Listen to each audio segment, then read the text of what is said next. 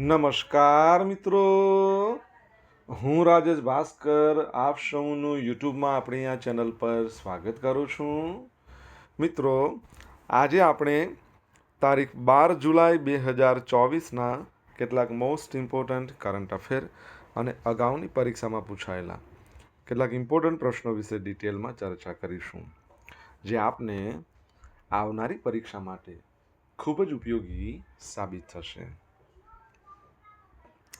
તો મિત્રો, આપ આ ચર્ચા સાથે જોડાઈ રહેજો અને વિડીયોને પહેલેથી લઈને છેલ્લે સુધી પૂરેપૂરો જોવાનો આગ્રહ રાખજો. તો ચલો મિત્રો, શરૂ કરીએ. શરૂઆત કરતાં પહેલાં જણાવી દઉં કે જો તમારે આપણી આ યુટ્યુબ ચેનલને સબસ્ક્રાઈબ કરવાનું હજી પણ બાકી હોય તો ફટાફટ સબસ્ક્રાઈબ કરી દો, નોટિફિકેશન બેલ આઇકોનને પ્રેસ કરીને, અને જો તમને વિડીયો પસંદ આવે તો વિડીયોને લાઇક કરજો અને તમારા જેટલા પણ મિત્રો છે એ બધા મિત્રો જોડે આપણા આ વિડીયોની લિંકને શેર કરજો. તો શરૂઆત કરીએ. સૌપ્રથમ જોઈશું અગાઉની પરીક્ષામાં પૂછાયેલા ભારતની ભૂગોળના પ્રશ્નો, જેના જવાબો તમારે કમેન્ટમાં લખીને જણાવવાના છે.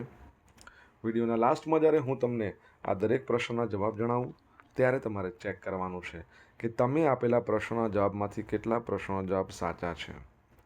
ત્યારબાદ શું કરવાનું તમને ખબર જ છે કે ડેઇલી જીકે ટેસ્ટમાં આપણે રોજ 10 પ્રશ્નો પૂછીએ છીએ, બરાબર? એટલે તમે જેટલા પણ પ્રશ્નો જવાબ આપ્યા છે એમાં જે સાચા છે એ કેટલા સાચા એનો કાઉન્ટ લખવાનો છે. ટોટલ 10 પ્રશ્નો છે, 10માંથી કેટલા સાચા એ જણાવવાનું છે કે ભાઈ 10માંથી 10 સાચા છે કે 10માંથી 9 સાચા છે, જે પણ હોય. અને આ 10 પ્રશ્નોમાંથી 5 પ્રશ્નો ભારતની ભૂગોળના છે, બાકીના જે 5 પ્રશ્નો છે એ ભારતના ઇતિહાસના છે. તો તમે તમારા આન્સર આપવાની છે કમેન્ટ બોક્સમાં, અને હું આજના કરંટ અફેરનો પ્રથમ પ્રશ્ન છે એની શરૂઆત કરું છું. પ્રથમ પ્રશ્ન છે કે ગુજરાત સરકાર દ્વારા કયા વર્ષ સુધીમાં મેલેરિયા મુક્ત ગુજરાત કરવાનો નિર્ધાર કરવામાં આવ્યો છે? તો જવાબ આવશે ઓપ્શન એ, એટલે કે 2030 સુધીમાં. ક્યાં સુધીમાં? 2030 સુધીમાં.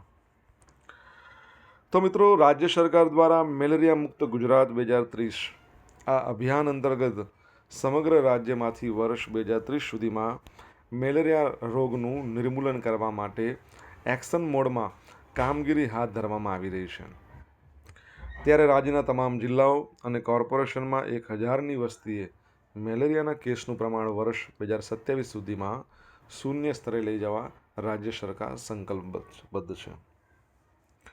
આરોગ્ય વિભાગની માહિતી અનુસાર આ વર્ષે મેલેરિયા મુક્ત ગુજરાતના લક્ષ્યાંકને પૂરો કરવા માટે આરોગ્ય શિક્ષણના જુદા જુદા માધ્યમોથી મેલેરિયા રોગની અટકાયત અને નિયંત્રણ કરવામાં આવશે.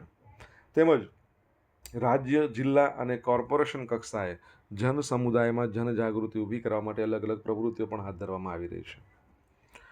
સ્થાનિક કક્ષાએ જરૂરિયાતને ધ્યાનમાં લઈને શેરી નાટક, રેલી, માઇકિંગ અને પપેટ શો આવું બધું પ્રદર્શન યોજીને પત્રિકાઓનું વિતરણ કરીને જનજાગૃતિનો પ્રયાસ કરવામાં આવી રહ્યો છે.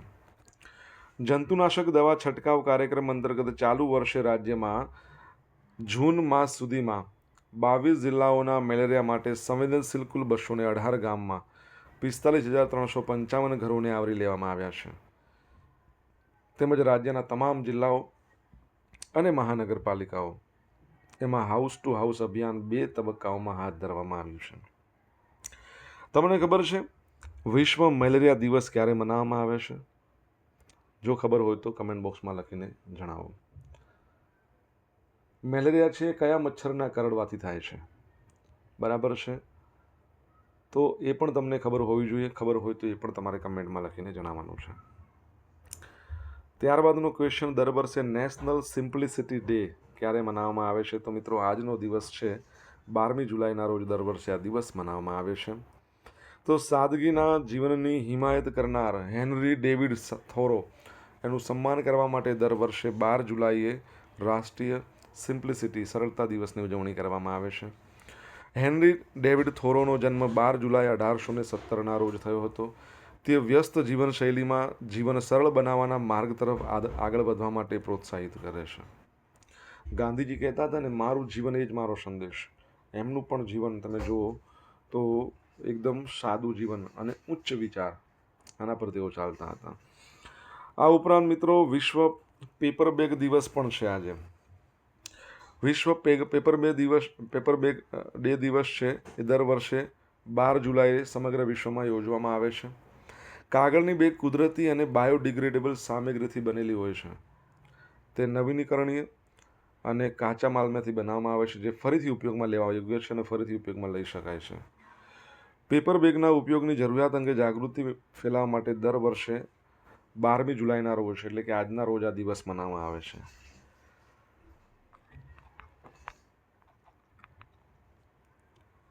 મિત્રો, એક બીજો દિવસ છે વર્લ્ડ પ્લાસ્ટિક બેગ ફ્રી દિવસ. આપણે ઓલરેડી જોઈ લીધો છે, ભણી ગયા છે. કઈ તારીખના રોજ મનાવવામાં આવે છે તમને ખબર હોય તો તમે કમેન્ટ બોક્સમાં જણાવો. આ ઉપરાંત વિશ્વ મલાલા દિવસ છે, બરાબર છે. મલાલા યુસુફઝાઈ, એમના સન્માનમાં, જેઓ એક યુવા કાર્યકર્તા, સામાજિક કાર્યકર્તા હતા, સંયુક્ત રાષ્ટ્રે 12મી જુલાઈને વિશ્વ મલાલા દિવસ તરીકે ઘોષણા કરી છે. 2014માં 17 વર્ષની ઉંમરે તે બાળકોના હક માટે એમના પ્રયત્નોને સ્વીકારવા માટે સૌથી ઓછી ઉંમરની નોબેલ શાંતિ પુરસ્કાર મેળવનાર બની હતી.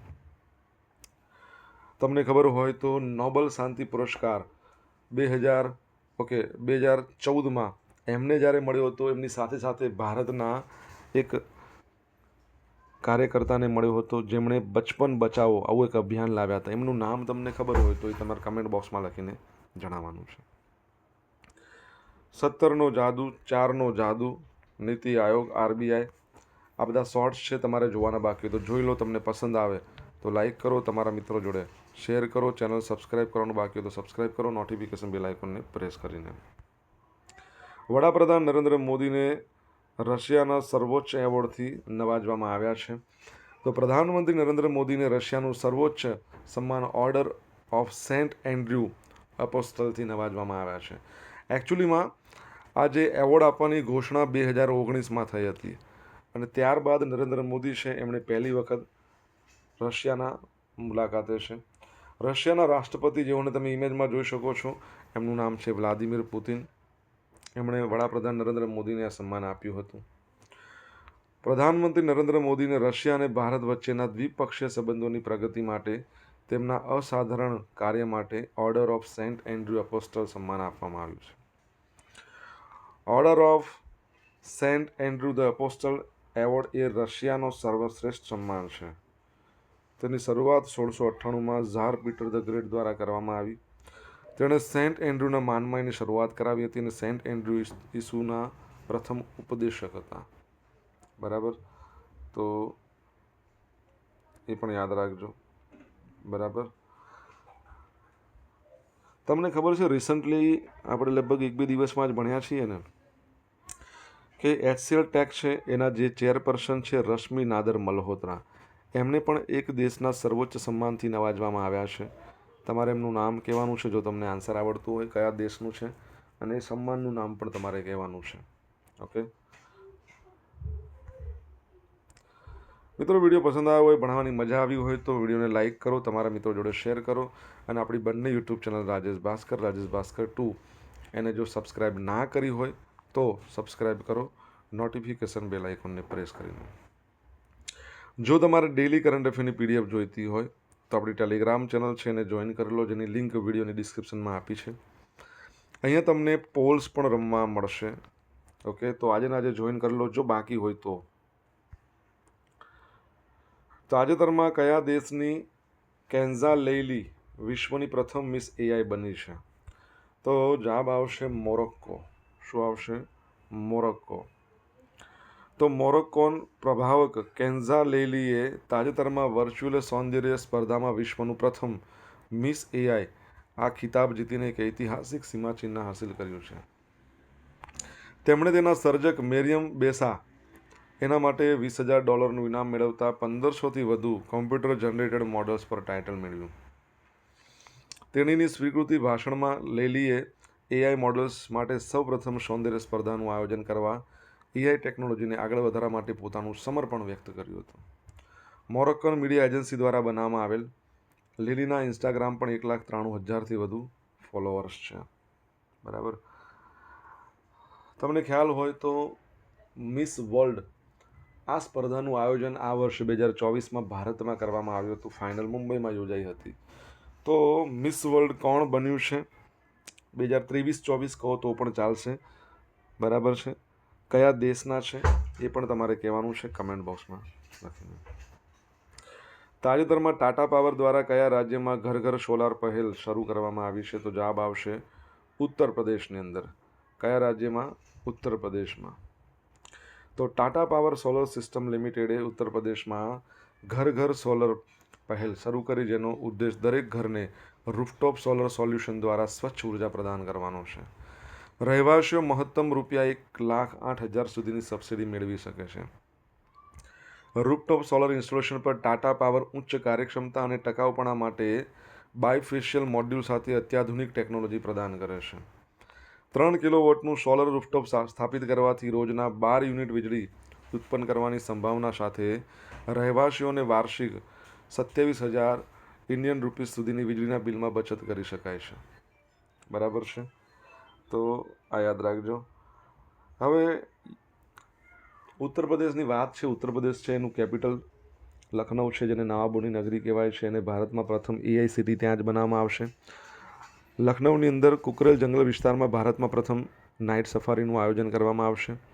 લખનઉમાં ભારતનું પ્રથમ હેલ્થ ATM એના રેલવે સ્ટેશન પર સ્થાપિત કરવામાં આવ્યું છે. CM છે યોગી આદિત્યનાથ, ગવર્નર છે આનંદીબેન પટેલ, અને હાઈકોર્ટ છે અલ્હાબાદ, જેનું નવું નામ છે પ્રયાગરાજ, બરાબર છે. તો એ પણ તમે યાદ રાખજો.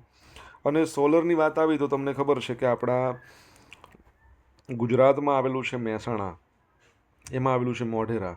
મોઢેરાનું સૂર્ય મંદિર એ મોઢેરાનું સૂર્ય મંદિર નહીં, પણ મોઢેરા આખું જે ગામ છે એ ભારતનું પ્રથમ 100% 24/7 સોલર એનર્જીથી ચાલતું ગામ છે.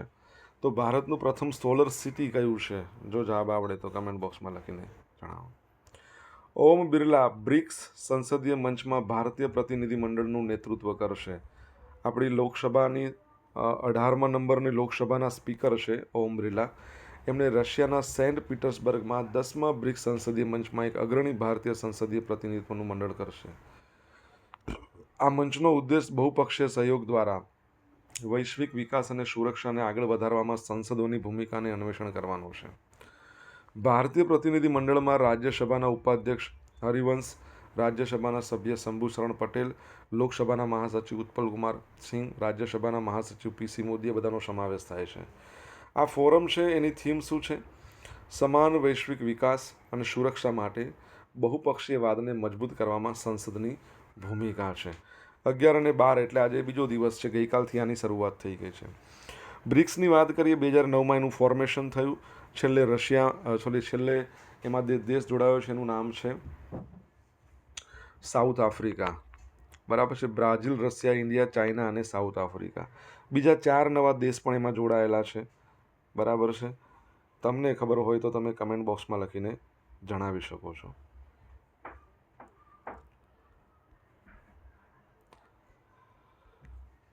મિત્રો, સોશિયલ મીડિયાના માધ્યમથી તમે મારી જોડે કનેક્ટ રહી શકો છો. મારું ઇન્સ્ટા આઈડી છે rajesh.i.bhaskar, બરાબર છે. મારું ફેસબુક આઈડી છે RI ભાસ્કર, અને ટેલિગ્રામ ચેનલ છે આપણી, એનું નામ છે રાજેશ ભાસ્કર. અહીંયા તમને ડેઇલી કરંટ અફેરની PDF મળશે અને પોલ્સ મળશે, બરાબર.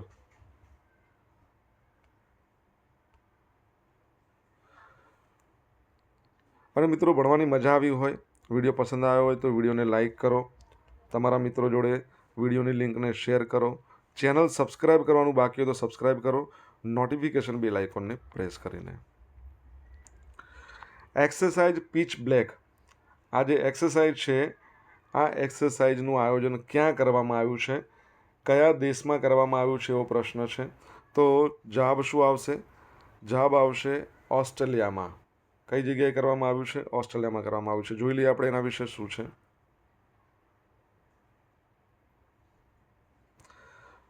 તો રોયલ ઓસ્ટ્રેલિયન એરફોર્સ RAAF એના દ્વારા જુલાઈ 12ના રોજ, એટલે આજની તારીખ છે, એક્સરસાઇઝ પીચ બ્લેક છે શરૂ કરવાનું છે.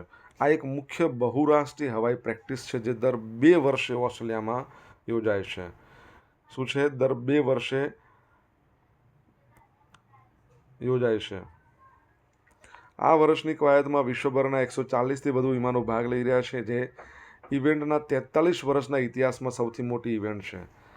ઇન્ડિયા એરફોર્સ, આપણું ઇન્ડિયન એરફોર્સ છે ને, એને કહ્યું છે કે તે 12 જુલાઈથી 2 ઓગસ્ટ સુધી ચાલનારી આ કવાયતમાં ભાગ લેશે અને Su-30 MKI Sukhoi fighter jet ત્યાં મોકલવાનું છે.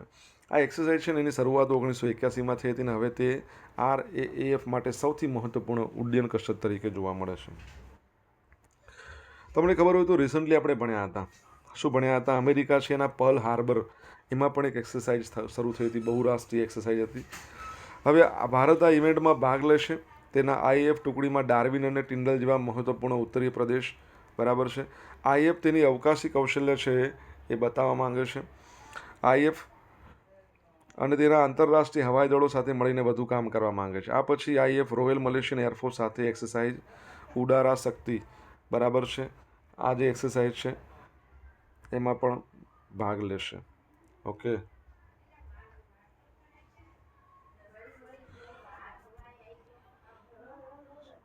તમિલ લેખિકા છે જેમનું નામ છે શિવશંકરી, એમણે ડૉક્ટર C. નારાયણ રેડ્ડી રાષ્ટ્રીય સાહિત્ય પુરસ્કાર છે એનાથી નવાજવામાં આવશે. તો એમણે જે સાહિત્યમાં યોગદાન આપ્યું છે, યોગદાનની માન્યતામાં એમને આ પુરસ્કાર આપવામાં આવશે, અને એમને 5 લાખના રોકડ, સ્મૃતિ ચિહ્ન અને સાલથી સન્માનિત કરવામાં આવશે. 29 જુલાઈના રોજ હૈદરાબાદમાં રવિન્દ્ર ભારતીમાં ડૉક્ટર C. નારાયણ રેડ્ડીની 93મી જન્મજયંતિની ઉજવણી દરમિયાન આ પુરસ્કારનું આયોજન કરવામાં આવશે. શિવશંકરી પરથી તમને યાદ આવવું જોઈએ કે ગયા વર્ષે 2023માં એમને 2022 માટેનો એમને સરસ્વતી સન્માન આપવામાં આવ્યો હતો, બરાબર છે. એમણે 36 નવલકથા, 48 નવલિકાઓ, 150 વાર્તાઓ, 15 પ્રવાસ વર્ણો લખી છે. તમારા માટે પ્રશ્ન એવો છે કે 2023નો જે સરસ્વતી સન્માન છે કોને આપવામાં આવ્યો છે, એ પણ તમારે જણાવવાનું છે. શિવશંકરી છે, એમણે તમિલમાં 7 ગ્રંથો, 4 સંશોધન પત્રો, 2 જીવનચરિત્ર પ્રકાશિત કર્યા છે. અને નારાયણ રેડ્ડીની જે વાત કરીએ તો 1988માં વિશ્વંભરા માટે ભારતનો સર્વોચ્ચ સાહિત્યિક સન્માન છે જ્ઞાનપીઠ એવોર્ડ એમને મળ્યો હતો. તો એ પણ તમારે યાદ રાખવાનું છે, બરાબર છે. હવે મિત્રો જોઈશું અગાઉની પરીક્ષામાં પૂછાયેલા ભારતની ભૂગોળના પ્રશ્નો. પહેલો પ્રશ્ન કે નાગાર્જુન સાગર પ્રોજેક્ટનું નિર્માણ કઈ નદી પર છે? તો કૃષ્ણા નદી પર છે. ખાલી જગ્યાથી કર્કવૃત પસાર થાય છે. નીચેનામાંથી કયું છે રાજ્ય? પશ્ચિમ બંગાળ. કયા રાજ્યની સીમા પર અધિકતમ રાજ્યો આવેલા છે? તો સૌથી વધારે ઉત્તર પ્રદેશ. ભારતના દક્ષિણ બિંદુને શું નામ આપવામાં આવ્યું છે? તો ઇન્દિરા પોઈન્ટ, બરાબર છે. ઇન્દિરા પોઈન્ટ. દક્ષિણ છે, ઉત્તરમાં ઇન્દિરા કોલ છે, પૂર્વની અંદર તમે જોશો તો વાલાંગુ, અને પશ્ચિમની અંદર સિર ક્રીક. ભારતમાં ઉંમર આધારિત સ્ત્રી પુરુષ ગુણોત્તરની વસ્તી ગણતરી કરવાનું ક્યારથી શરૂ થયું? 1961. અને તમને ખબર છે જાતિ આધારિત વસ્તી ગણતરી કરનાર પ્રથમ રાજ્ય જે બન્યું છે એ છે બિહાર, અને સેકન્ડ નંબરનું છે આંધ્ર. હવે મિત્રો જોઈશું અગાઉની પરીક્ષામાં પૂછાયેલા ભારતના ઇતિહાસના પ્રશ્નો. પહેલો પ્રશ્ન, લંડન ઇન્ડિયન સોસાયટી તથા ઈસ્ટ ઇન્ડિયન એસોસિએશન નામની સંસ્થાના સ્થાપક કોણ હતા? તો દાદાભાઈ નવરોજી હતા. ભારતના ગવર્નર જનરલ ડેલહાઉસીની ખાલસા નીતિ હેઠળ કરજની ઉઘરાણી તળે નીચેનામાંથી કોણે ખાલસા જાહેર કર્યું હતું? તો વરાળ પ્રાંત.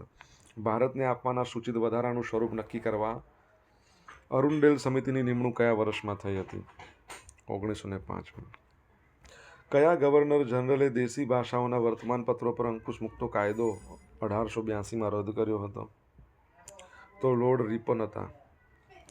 ભારતમાં વેપાર કરવા માટે સૌપ્રથમ કઈ પ્રજા આવી? પોર્ટુગીઝ આવી, અને છેલ્લે જનાર પણ એ જ છે, પોર્ટુગીઝ, બરાબર. આવનાર સૌથી પહેલાં, જનાર સૌથી છેલ્લા. ગઈકાલે પૂછેલા પ્રશ્નનો જવાબ જોઈ લે. પહેલો પ્રશ્ન એવો છે કે તાજેતરમાં કોના દ્વારા ગાંધીનગરમાં અક્ષય ઉર્જા પોર્ટલનું લોકાર્પણ થયું? તો કનુભાઈ દેસાઈ દ્વારા. સેકન્ડ પ્રશ્ન, શ્રેષ્ઠ કૃષિ રાજ્ય પુરસ્કાર 2024 કોણે જીત્યો છે? મહારાષ્ટ્ર જીત્યો છે. હવે મિત્રો આજે પૂછેલા પ્રશ્નના જવાબ જોઈ લઈએ. તો પહેલો પ્રશ્ન, વિશ્વ મેલેરિયા દિવસ આપણે ક્યારે મનાવીએ છીએ? 25મી એપ્રિલ. ક્યારે મનાવીએ છીએ? 25મી એપ્રિલના રોજ. માદા એનોફિલિસ મચ્છરના કરડવાથી થાય છે malaria. World plastic bag free દિવસ 3 જુલાઈ આ મહિનામાં જ થયો. ત્રીજો પ્રશ્ન, બચપન બચાવો અભિયાન કોણ લાવ્યા હતા? કૈલાસ સત્યાર્થી. ચોથો પ્રશ્ન, રશ્મિ નાદર મલ્હોત્રા છે, એમને ફ્રાન્સ દ્વારા તેનું સર્વોચ્ચ સન્માન સેવેલિયર ડી લા લીજન ધ ઓનર એનાથી સન્માનિત કરવામાં આવ્યા.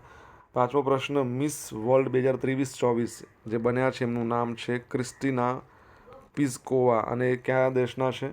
તો એ ચેક રિપબ્લિકના છે. 6 નંબરનો પ્રશ્ન કે સોલર સિટી ભારતમાં ઓળખાય છે સાંચી. પછી 7મા નંબરનો પ્રશ્ન શું છે? બ્રિક્સની અંદર જે નવા દેશો જોડાયા છે, એક તો ઈરાન છે, બીજું છે ઇજિપ્ત, ત્રીજું છે ઇથોપિયા અને યુનાઇટેડ આરબ એમિરાત. બરાબર છે. 8મા નંબરનો પ્રશ્ન શું હતો? એક્સરસાઇઝ પર્લ હાર્બરમાં જે અમેરિકામાં શરૂ થઈ છે એનું નામ છે રીમ ઓફ પેસિફિક. અને 9મા નંબરનો પ્રશ્ન 2023માં સરસ્વતી સન્માન પ્રભાવ વર્માને મળ્યો છે. પ્રભાવ વર્મા પુરુષ છે, યાદ રાખજો. હવે ગઈકાલના કરંટ અફેરમાંથી પૂછેલા કેટલાક ઇમ્પોર્ટન્ટ પ્રશ્નો જોઈએ, જેના જવાબો તમારે કમેન્ટમાં લખવાના. પહેલો પ્રશ્ન કે અમદાવાદમાં આવેલા એલિસ બ્રિજની સ્થાપના કયા વર્ષે થઈ હતી, જેનું રિનોવેશન કરવામાં આવશે. સેકન્ડ પ્રશ્ન, તાજેતરમાં ટીમ ઇન્ડિયાના મુખ્ય કોચ તરીકે કોની નિમણૂક કરવામાં આવી છે? જવાબ આવડે તો કમેન્ટ બોક્સમાં લખજો. તો મિત્રો, આ હતા આજના દિવસના કેટલાક મોસ્ટ ઇમ્પોર્ટન્ટ કરંટ અફેર. સાથે આપણે જોયું અગાઉની પરીક્ષામાં પૂછાયેલા કેટલાક ઇમ્પોર્ટન્ટ પ્રશ્નો, જવાબો પણ જોયા છે. આશા રાખું બધાને ભણવાની મજા આવી હશે. મજા આવી હોય તો વિડીયોને લાઇક કરો, તમારા મિત્રો જોડે શેર કરો, આપણી બંને યુટ્યુબ ચેનલને સબસ્ક્રાઇબ કરો, નોટિફિકેશન બેલ આઇકોનને પ્રેસ કરીને. તો મિત્રો, thank you so much for watching this video. Have a nice day. જય હિન્દ, જય ભારત.